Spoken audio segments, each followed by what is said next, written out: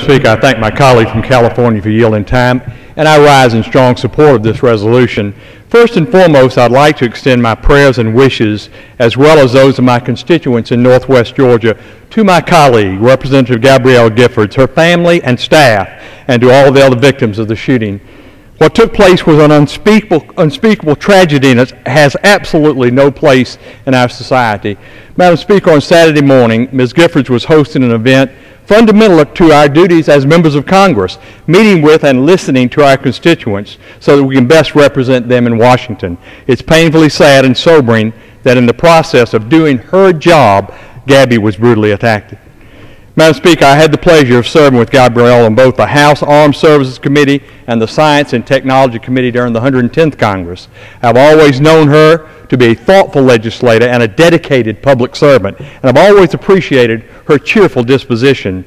Throughout her tenure in Congress, Representative Giffords has distinguished herself as one of the members of this body who works well with our colleagues on both sides of the aisle. My prayers continue to be with her and her family, and I look forward to that day when she walks back onto this House floor. Madam Speaker, we must also not forget the other individuals who were victims of Saturday's attack.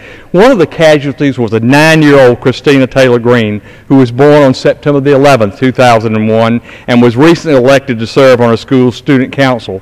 Driven by her interest in politics, she had come to Gabby's event last Saturday to learn more about our federal government. The tragedy of her death reminds us all of the fragile nature of life and what it means to be a public servant.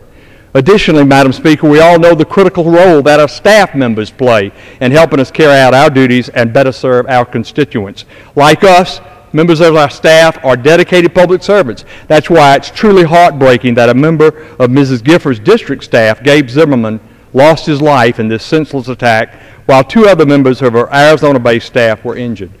Madam Speaker, in the midst of one of the darkest hours in our country in recent memory, let us also thank those whose courage and bravery, whether in helping take down the gunman or in assisting in providing care for the injured, deserve recognition. We thank them for their valor.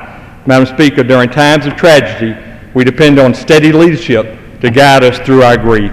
I commend the leadership of both parties for remembering that there's much more that unites us than divides us. Again, I pray for the recovery of our colleague, Ms. Giffords, and all the victims of the Tucson shooting.